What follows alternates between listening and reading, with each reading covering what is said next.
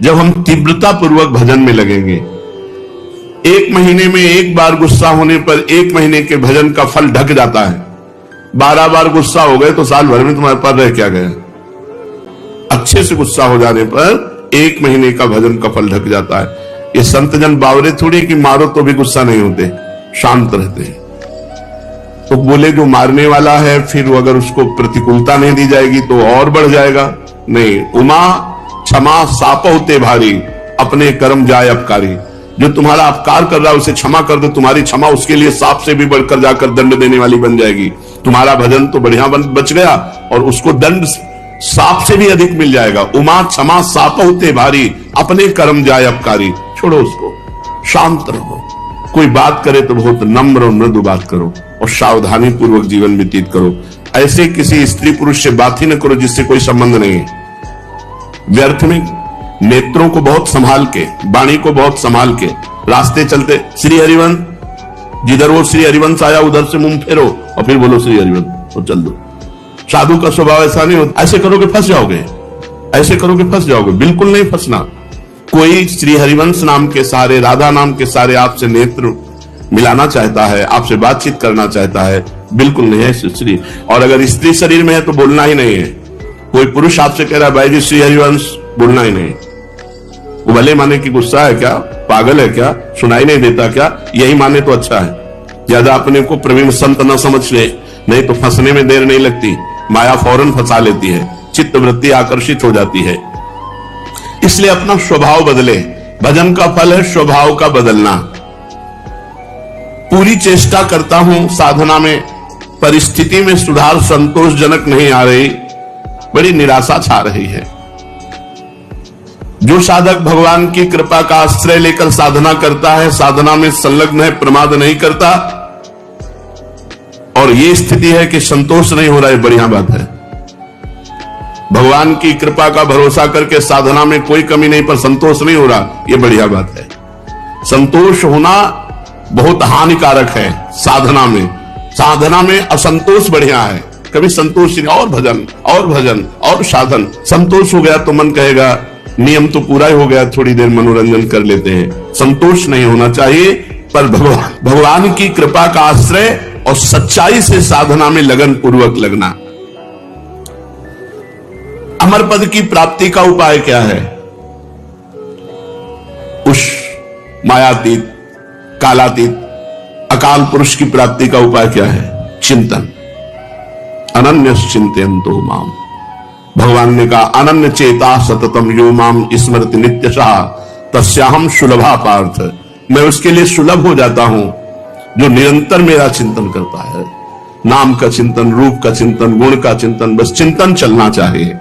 चिंतन, भगवत चिंतन से अमर पद की प्राप्ति होती है।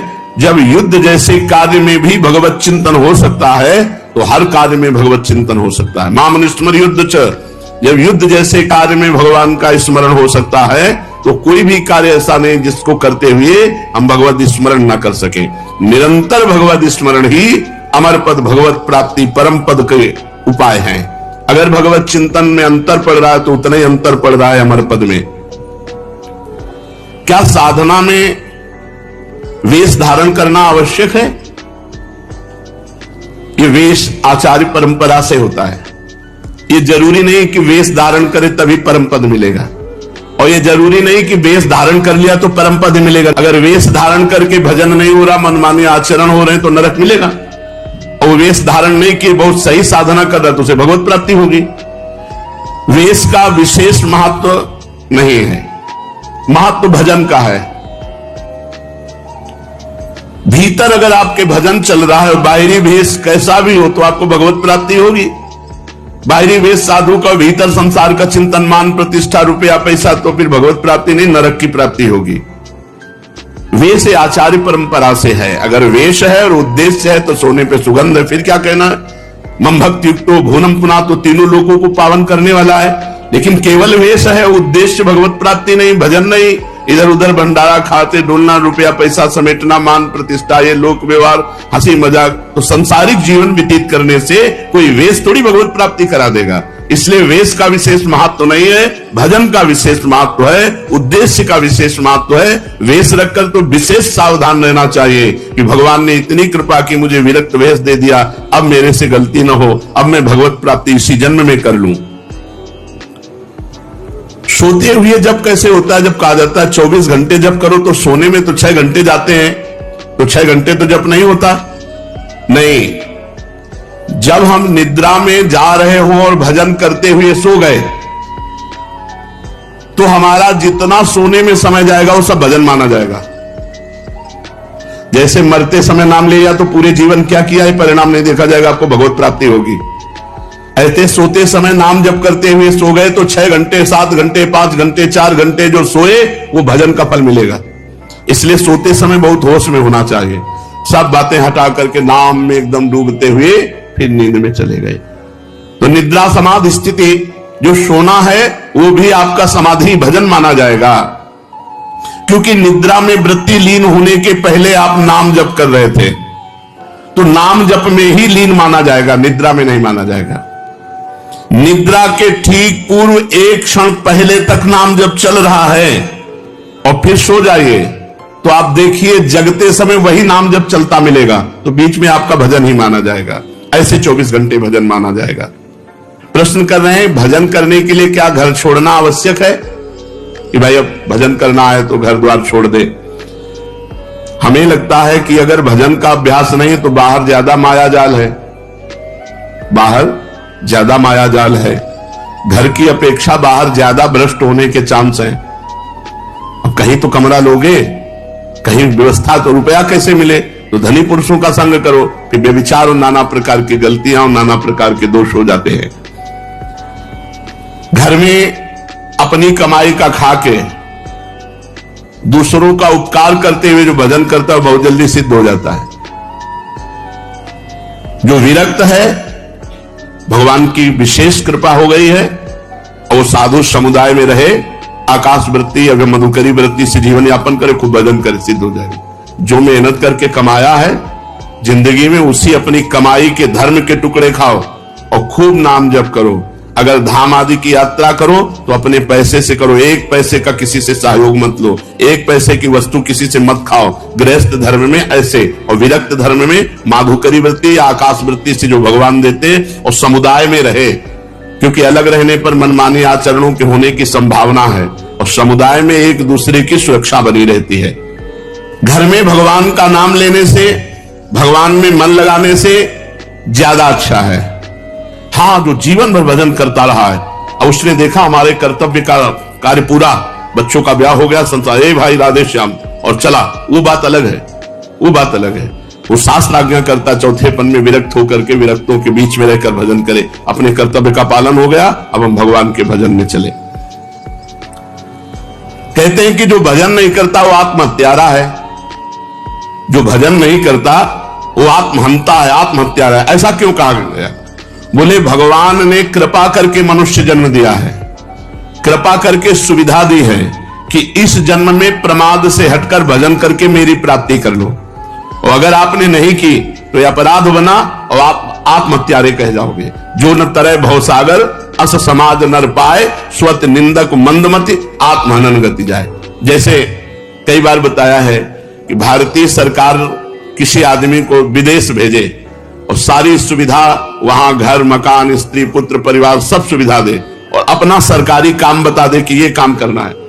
अब उसने सरकारी काम तो किया नहीं, सरकारी सुविधा का भोग करके बेटी बेटे को पढ़ाया, ब्याह किया, सब किया, सब किया, और जब भारत लौटा तो उसे पूछा गया वो कार्य, जिस कार्य के कारण आपको विदेश भेजा गया था, जिस कार्य के कारण आपको सुविधा दी गई थी, वो कार्य? बोले वो कार्य तो नहीं हुआ, तो वो दंडनीय अपराध होगा और उसे जेल मिलेगी, क्योंकि उसको उस कार्य के लिए सारी सुविधाएं दी गई थी। तो भगवान ने मृत्यु लोक में मनुष्य रूप में हमें भेजा भारत में, किस लिए? जाओ साधन धाम मोक्ष कर द्वारा, साधना करो और अपने जीवन को मुक्त अवस्था में लाओ, भगवत प्राप्ति कर लो। तो लड़की, लड़का, पत्नी, परिवार सबका पालन पोषण किया, खूब सब कुछ किया, लेकिन प्रधान सरकारी कार्य भजन करके भगवत प्राप्ति ये नहीं किया, तो आपको जो गति आत्महत्यारे की होती है वही दुर्गति आपकी होगी। हम आपसे और समझना चाहते हैं। कुछ ऐसा कहा जाता है कि अगर राम के साथ सीता की उपासना न करे और कृष्ण के साथ राधाजू की उपासना न करे तो नरकगामी होते हैं, ऐसा सुना है? नहीं, शास्त्रों में जो वर्णन है उसको समझना है। भगवान श्री राम या भगवान श्री कृष्ण का जब आप पूजन करते हैं तो उसी में शक्ति विराजमान है, वो अकेले कभी रह नहीं सकते। शक्तिमान शक्ति में ही विराजमान है, शक्ति शक्तिमान में ही विराजमान है, दोनों अभेद हैं। शक्ति और शक्तिमान कभी अलग हो ही नहीं सकते हैं। इसीलिए भगवान शिव ने अर्धनारीश्वर करके दिखाया, इसीलिए हमारे प्रिया प्रीतम मिलित रूप दिखाए। रूप बेली प्यारी बनी सुप्रीतम प्रेम तमाल, दो मन मिली एक भय श्री राधा वल्लभ लाल। दोनों प्रिया प्रीतम मिलित रूप हैं। यदि रामकृष्ण के उपासकों को नरक जाना पड़े तब तो धोखा ही धोखा हो गया। ऐसा जो कोई वर्णन करता तो धोखा ही हो गया। विवेक पूर्वक यहां उपासना करने की भावना है कि जब हम राम जी का उपासन कर रहे हैं तो उसमें सिया जी भी विराजमान है, जब कृष्ण जी की उपासना कर रहे हैं तो उनमें राधाजू भी विराजमान है। वस्तुतः एक की हो ही नहीं सकती, क्योंकि अकेले कभी रहते ही नहीं। शक्तिमान में तो शक्ति विराजमान है, तभी तो, बिना शक्ति के कुछ है ही नहीं। तो जब हम राम जी की पूजा कर रहे हैं तो उनकी शक्ति की भी पूजा हो रही, सिया जी साथ है। जब श्याम जी की पूजा कर रहे हैं तो राधाजू साथ है। तो शक्तिमान को छोड़कर शक्ति की अलग उपासना कर ही नहीं सकता कोई। दोनों पृथक हैं ही नहीं, दोनों पृथक दिखते हुए भी अभिन्न हैं। जैसे श्री हरिवंश सुरीत सुनाऊं, श्यामा श्याम एक संगाऊं, छिन कवौन अंतर हुई, प्राण सु एक देह दोई। प्राण सु एक देह दोई, देह दो है और प्राण एक है, मन एक है, रुचि एक है, स्वभाव एक है, वैसे एक है। जो मनुष्य इनको भिन्न भिन्न मानकर पूजा करता है उसको मान सकते हैं, जो अंतराय रखता है। लेकिन भगवान की पूजा करने वाला कभी नरक कैसे जा सकता है? एक बात आपसे पूछते हैं कि भजन जब अनुकूल परिस्थिति होती है तो खूब होता है, और जब प्रतिकूल परिस्थिति आ जाती है तो भजन नहीं होता है। बड़ी समस्या है। भजन अमुक परिस्थिति में होता है, वो भजन ही क्या? भजन का अभ्यास परिस्थिति से नहीं, परिस्थिति से ऊपर उठ के हर परिस्थिति में भजन। बड़ी कृपा है। भूखे रहकर भजन, खा के भजन, सर्दी में भजन, ओढ़ के भजन, गर्मी में भजन, एसी में भजन, हर परिस्थिति में भजन हमारा होना चाहिए। ये देख लो, हा राधा राधा राधा, और जब गर्मी पड़े वो बड़ी गर्मी है, ऐसा नहीं। गर्मी है तो राधा राधा, और एसी है तो राधा राधा, भूखे हैं तो राधा राधा, छके हैं तो राधा राधा। वो भजन ही क्या जो परिस्थिति में हो, अनुकूल परिस्थिति मिली भजन हो गए, और भूखे हैं तो भोजन का चिंतन हो रहा है। नहीं, ये अपने को कसना चाहिए। एक आध दिन भूखे रखकर भजन करना चाहिए कि देखें हमारा भूख में भजन होता है कि नहीं। पंखा बंद कर देना चाहिए अपने कमरे का, 2-4 घंटे टेस्ट लेना चाहिए शरीर का कि गर्मी में ऐसे ताप में हम कैसे रह सकते हैं। कई वर्षों इनका आनंद लिया गया है, तो वर्षों हितधाम की छोटी कुटिया तक असुविधा ही असुविधा जीवन में रही है। ये तो अभी चंद दिनों की सुविधा है। प्रत्येक परिस्थिति में भजन स्मरण, चाहे प्रतिकूल परिस्थिति हो चाहे अनुकूल परिस्थिति हो, भजन नहीं छूटना चाहिए। जब तुम ऐसा नियम लेकर दृढ़ता पूर्वक भजन करोगे तो फिर प्रतिकूल परिस्थिति में भजन होने लगेगा। अखंड भजन उसी को कहलाता है, वही कर सकता है जो हर परिस्थिति में भजन करता है। साधक के जीवन में कभी कभी दुर्भाग्य का भी अवसर आता है। वो अपने को हे समझने लगता है। जब जगत उसका अपमान करे, संसार उसकी निंदा करे, कोई उसको पूछे ना, तो उसे प्रसन्न होना चाहिए, यह भगवान के मिलन की बात आ रही है। सम्मान, अनुकूलता, सुख ये भगवान से अलग करते हैं। अपमान, प्रतिकूलता, दुख ये भगवान के सम्मुख करते हैं। जो साधक अपना चुना हुआ साधन करता है उसमें जरूर अहंकार आ जाता है। मैं व्रतशील, मैं मौनी, मैं तपस्वी, मैं, फिर उसको गिरना पड़ेगा। ये माया बड़ी बलवती है। दैवी है शागुणमयी मम माया दुरत्या, बड़े बड़े ऋषि मुनियों को मोहित कर लेती है। तो यदि आप साधन का अहंकार करेंगे तो भ्रष्ट हो जाएंगे, पहला। दूसरा, आप साधन नहीं करते, साधन में पाखंड करते हैं, दिखावा करते हैं, अच्छे साधक नहीं हैं, तो आप भ्रष्ट हैं ही। तीसरा, आपको अपने साधन से बढ़कर सुख विषय भोगों में लगता है, इसलिए भ्रष्ट हो जाते हो। 3 कारण हैं जो साधक साधना में चलते हुए भ्रष्ट हो जाते हैं। उनमें 3 कारण है। पहला, साधना का अहंकार, दूसरा, साधना में पाखंड दंभ दिखावा, और तीसरा, साधना से सुख मिलने वाले भगवदानंद से बढ़कर सुख भोगों में देखना। इसलिए जो तुम्हारे उर में वासना है उसको भोगना पड़ेगा, तो आप भ्रष्ट हो जाएंगे। साधना प्राप्त किंचित सफलता यदि कहीं प्रकट कर दी जाती है तो देखा गया साधना बंद हो जाती है।